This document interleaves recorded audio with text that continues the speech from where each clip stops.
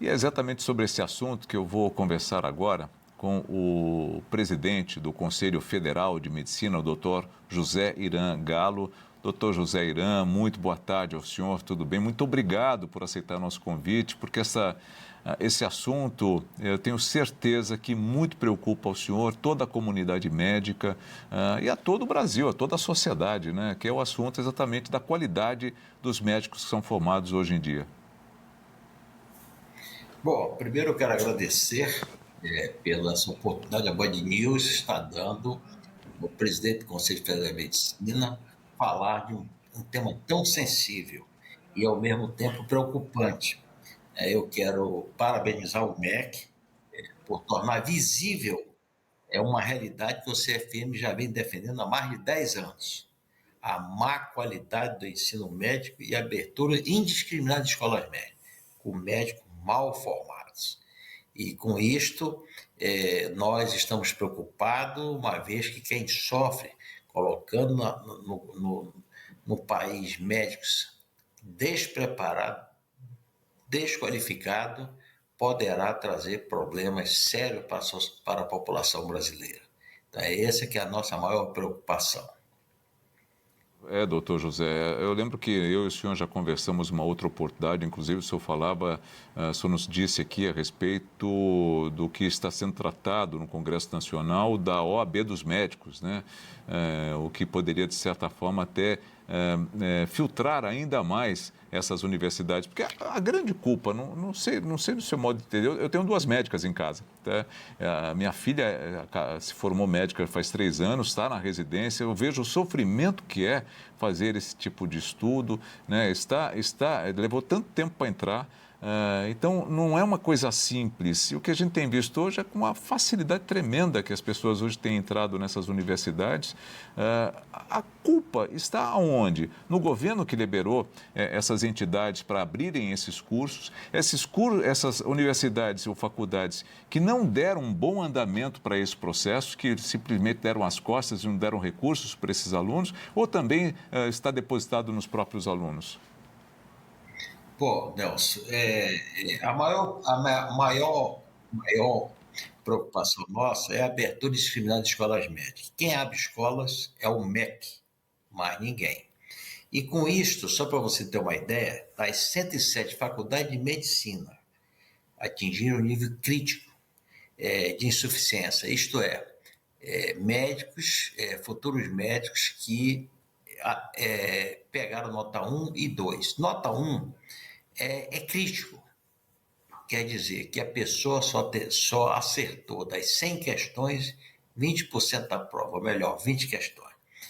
E as outras 80 escolas atingiram apenas critérios minimamente aceitáveis, que é a nota 3. O CFM ele defende que todos os cursos de medicina funcionando no país tenham, no mínimo, nota 4. O que é que significa isto? Que 75% de seus alunos obtiveram um bom desempenho, segundo o conceito definido pela própria metodologia do MEC. Então, portanto, um aluno que atingiu esse nível crítico, por exemplo, nós estamos tomando conhecimento que 13 mil graduados em medicina que receberam diplomas e registros para atender a população sem terem competências mínimas para exercer a medicina, isto é, atingiram o nível 1. Nós não podemos aceitar esse tipo de médicos para atender a população brasileira. Eu repito novamente, nós não podemos ter dois tipos de medicina no Brasil, uma para rico e outra para pobre. Por isso que o Conselho Federal de Medicina continua defendendo o exame de proficiência. O exame que o médico, é um exame que o médico, ao se formar o egresso, ele vai fazer a prova.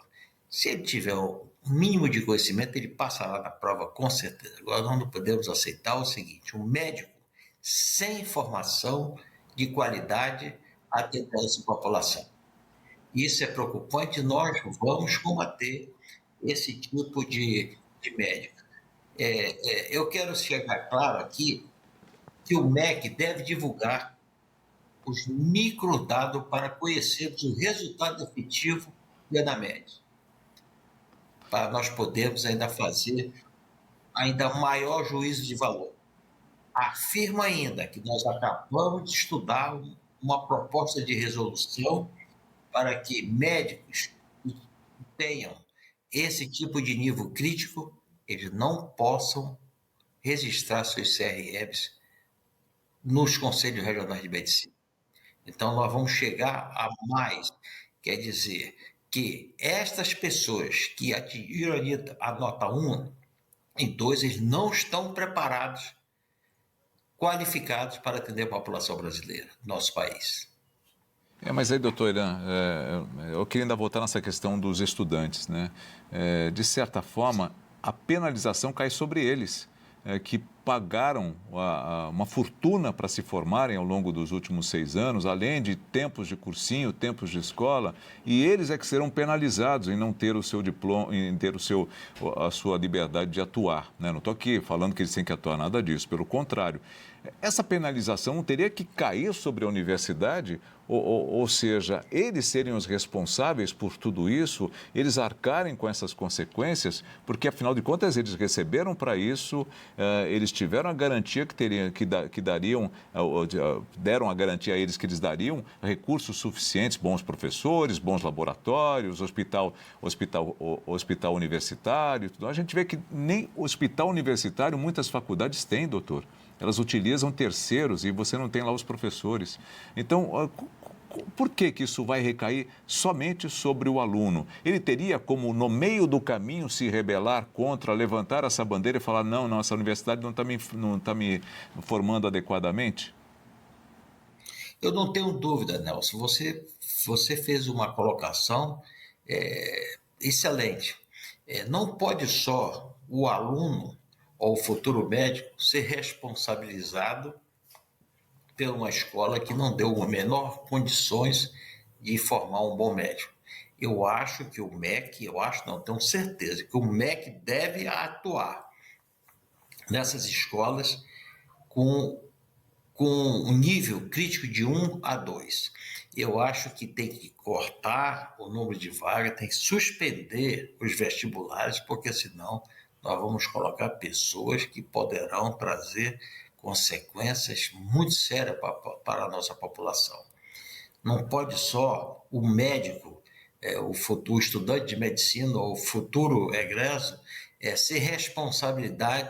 a responsabilidade que cabe à escola de ensinar medicina. Então, portanto, você tem toda a razão.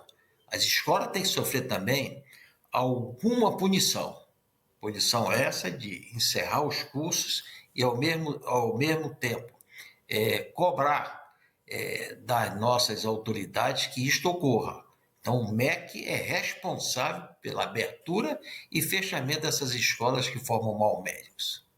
Eu trazendo um exemplo aqui, até para a minha vida, eu falei aqui da minha filha, ela estudou numa escola conceituada de medicina e hoje faz residência numa instituição pública, a mais conceituada do país, na área dela, né?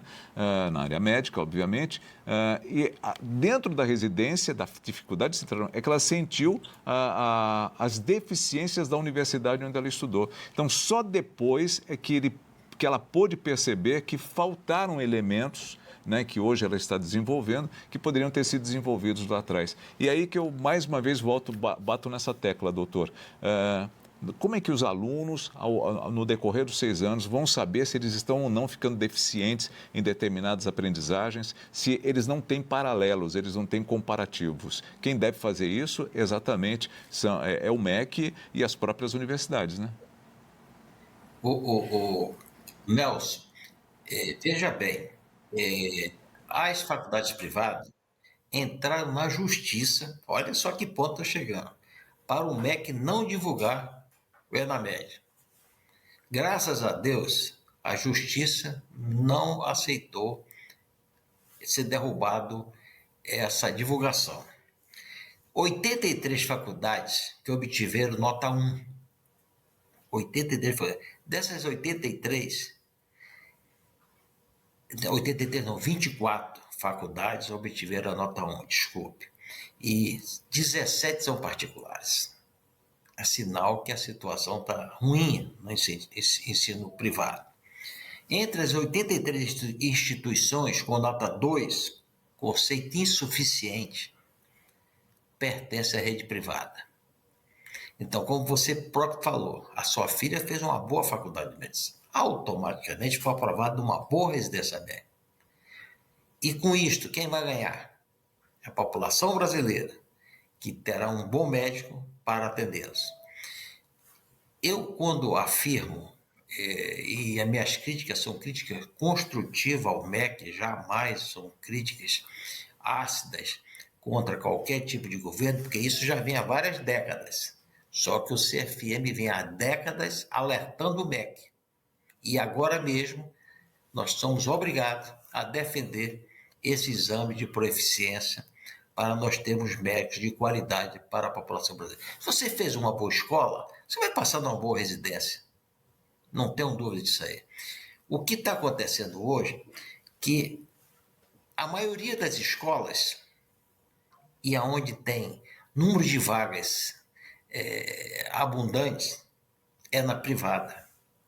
As escolas públicas não têm o número de vagas suficiente. Então, hoje, para você passar, na minha época, quando eu me formei há 47 anos atrás, eu estudei numa escola pública e eu me considerava um médico relativo e fiz uma residência no Rio de Janeiro também, boa residência pública. O que falta hoje no nosso país é que nós não podemos brincar com a abertura de escolas médicas. Ingerência política, que é o que acontece, e a prova que é agora mesmo para publicar o exame do ENAMED, as faculdades privadas entraram na justiça para que não fossem divulgados os resultados. Quer dizer, querem cobrir. Nelson, nós fizemos uma pesquisa em relação ao Exame Nacional de Proeficiência. 90% dos médicos, hoje se for fazer nova pesquisa vai dar mais, eles acatam que do exame de proeficiência seja realizado pelo Conselho Federal de Medicina. 92% dos estudantes de medicina, eles também aprovam o exame de proeficiência que seja feito pelo Conselho Federal de Medicina. Aí fomos para a população brasileira, contratamos uma empresa para fazer a pesquisa em todos os estados.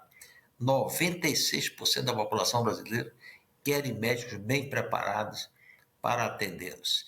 Então, está aí. O Conselho Federal de Medicina não está fazendo mais do que faz os países desenvolvidos que querem uma assistência médica para o país, para os seus habitantes. E a mesma coisa nós fazemos dentro do Brasil. Agora, lamentavelmente, querem politizar. Chegaram até o ponto de dizer o CFM quer ganhar dinheiro com o exame de proeficiência. Aí eu lancei um desafio para este senador, que eu não vou citar o nome. Eu disse, eu faço um desafio. Lógico, uma prova dessa tem um custo. O que sobrar dessa arrecadação, nós fazemos uma doação para o Sistema de Saúde. Nós não vivemos desse tipo de financiamento. Nós não recebemos um centavo do governo federal.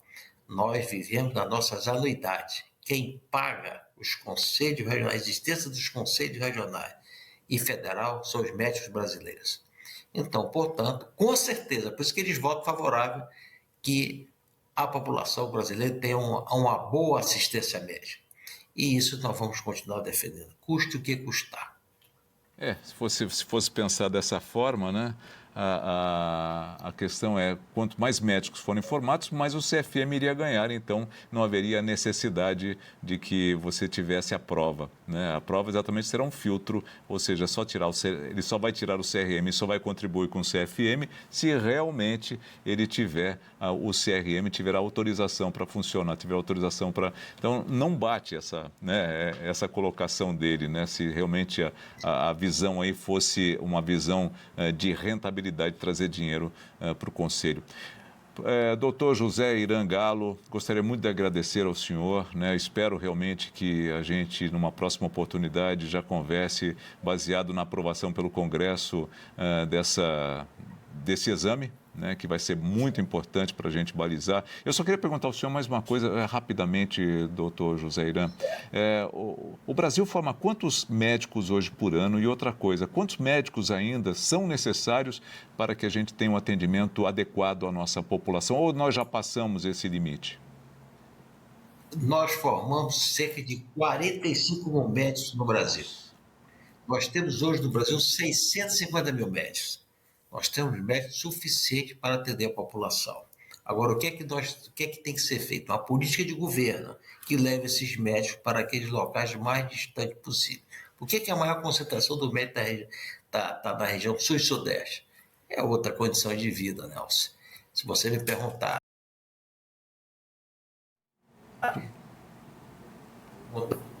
para ir morar em Santa Catarina, porque eu amo Rondônia. Mas, em compensação, a maioria dos médicos estão localizados na região sul e sudeste, porque não tem uma política atrativa para levar esses médicos para os locais mais distantes. E também não é só política atrativa financeira, não. Não adianta me colocar no local distante e eu não ter condição de exercer a medicina, como exames, leitos. Se eu não tiver isso, não adianta me pagar 100 mil reais, 200 mil reais, que eu não vou, porque se eu não puder exercer a medicina conforme manda os protocolos, é preferível não ir. Agora, o que é que está faltando? As autoridades constituídas do nosso país fazer um atrativo. Por que a maior concentração de médicos está na região sul e sudeste? É lógico, a pessoa vai ficar aonde é melhor para ele viver. Não, pelo menos não está se pagando para entrar na praia, né? Até agora não estão cobrando imposto para entrar na praia. Não sei se vão cobrar no futuro. Né? Então, essas coisas. Nós temos médicos suficientes. Agora, não adianta ter quantidade e não ter qualidade. Um médico mal formado é um médico caro para o sistema de saúde. E a gente é caro para o sistema, porque ele vai pedir exames desnecessários e, ao mesmo tempo, dar uma assistência precária sem qualidade. Doutor José Iran Galo, presidente do Conselho Federal de Medicina, muito obrigado. Muito obrigado, Nelson, por essa oportunidade que você está dando aos médicos brasileiros. A Band News está de parabéns, trazendo esse tema de relevância e importância para o nosso país. Obrigado, o senhor também. Sempre vamos poder conversar com o senhor a respeito desses assuntos. Aqui a casa é aberta a esse assunto. Obrigado, viu, doutor? Um abraço ao senhor.